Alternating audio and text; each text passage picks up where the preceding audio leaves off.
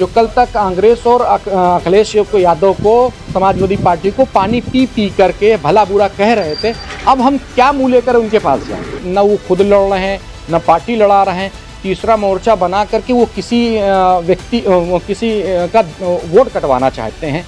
जो इनके ऊपर आरोप लगता रहा कि वो वोट कटवा हैं, तो अब की बार भी वोट कटवा हैं। बस फर्क इतना है कि इस बार वोट कटवा दूसरे के लिए हैं और उनके कुछ चुनिंदा लोगों को फायदा अगर होता दिखता है तो किसी को भी फायदा भी पहुंचा सकते हैं, किसी को नुकसान भी। चुनावी मौसम हो और ओवैसी पर इल्जाम न लगे, ये भला कैसे मुमकिन है? लेकिन इस बार या तो ओवैसी ने खेल का नियम बदल दिया है या फिर उन्हीं के नेता ने उनका पोल खोल दिया है। वजह जो भी हो, लेकिन सवालों के घेरे में ओवैसी है। दरअसल ओवैसी को लेकर उन्हीं के पार्टी के प्रवक्ता ने जो खुलासा किया है वो चौंकाने वाला है। दावा किया जा रहा है कि थर्ड फ्रंट के गठन के बावजूद उनकी पार्टी यूपी में किसी भी सीट पर चुनाव नहीं लड़ेगी। ओवैसी ने पार्टी नेताओं को चुनाव लड़ने से मना करते हुए उनसे पल्लवी पटेल और दूसरे सहयोगियों के लिए प्रचार करने और वोट मांगने के लिए कहा है। 2 चुनावों में उन्होंने अपने आप को विड्रॉ कर लिया। पश्चिम उत्तर प्रदेश की 8 सीटों पर जिसकी नामांकन की डेट निकल गई, उस पर उन्होंने पर्चा नहीं भरा। दूसरे चरण की नामांकन की डेट निकलने वाली है, कल की डेट में वो भी निकल जाए, उस पर भी पर्चा नहीं पड़ा। ये मुस्लिम बहुल सीटें थीं, यहाँ पर 16 सीटें। ये मान के चलते हैं कि जो तीसरा चरण है उसमें भी मुस्लिम बहुल सीटें हैं। पश्चिमी उत्तर प्रदेश के अलावा असदुद्दीन ओवैसी साहब का पूरे उत्तर प्रदेश में कहीं कुछ नहीं था। मगर जब आप पश्चिमी उत्तर प्रदेश में चुनाव नहीं लड़े तो मुसलमानों के अंदर ये महसूस हुआ कि जिस सपा और जिस कांग्रेस के प्रति हम लड़ते रहे और जिसके लिए आपने हमको दिखाया कि ये मुस्लिम विरोधी हैं, राहुल गांधी और अखिलेश यादव मुस्लिम विरोधी हैं, और ये कहकर इनके खिलाफ हमको तमाम भाषण हमसे करवाए, तमाम बातें करवाई, तमाम ऐसी चीज़ें करवाई जो आज ये हमारे दुश्मन बन बैठे हैं। इनके कार्यकर्ता दुश्मन बन बैठे हैं, इनके नेता हमारे दुश्मन बन बैठे हैं। अब जब चुनाव में उतरने का वक्त आया तो आपने चुनाव में उतरने के बजाय अपने आप को चुनाव से दूरी बना ली, अपने आप को विड्रॉ कर लिया।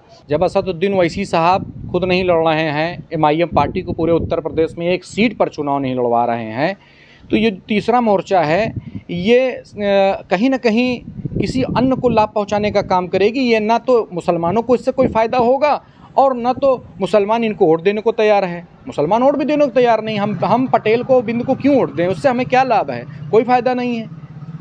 तो हमको तो कहीं का नहीं छोड़ा उत्तर प्रदेश के मुसलमानों को ओवैसी साहब ने।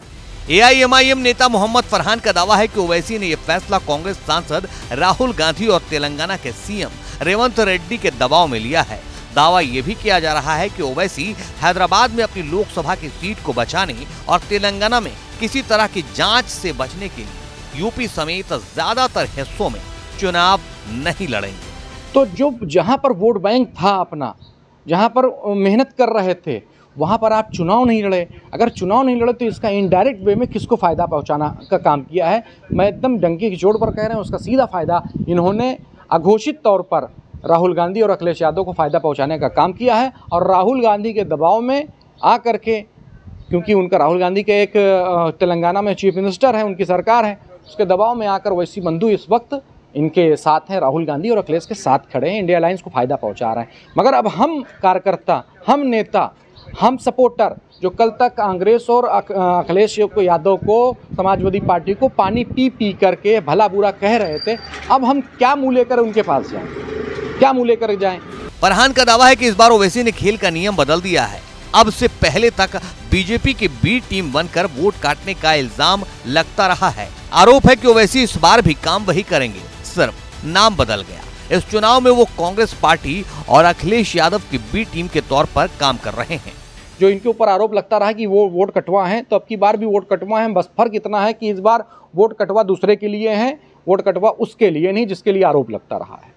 मतलब अभी तक आरोप ये लगता था कि वो भाजपा की बी टीम है, भाजपा के लिए काम करते हैं। आपका कहना है कि इस बार भाजपा को नुकसान पहुंचाकर अखिलेश और राहुल को फ़ायदा पहुंचाना चाहते हैं। हमें तो ये समझ में आया, वो अपने व्यक्तिगत फ़ायदा के लिए वो किसी को भी नुकसान पहुंचा सकते हैं और किसी को भी फ़ायदा पहुंचा सकते हैं, जिसमें असदुद्दीन ओवैसी साहब, ओवैसी बंधुओं का और उनके कुछ चुनिंदा लोगों को फ़ायदा अगर होता दिखता है तो किसी को भी फ़ायदा भी पहुंचा सकते हैं, किसी को नुकसान भी पहुंचा। मोहम्मद फरहान ने इस सनसनीखेज आरोपों और दावों के साथ ही ओवैसी की पार्टी की सदस्यता और प्रवक्ता पद छोड़ने का ऐलान कर दिया है।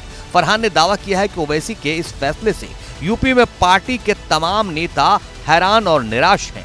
ऐसे में पार्टी के कई और पदाधिकारी भी जल्द ही पार्टी छोड़ने का ऐलान कर सकते हैं।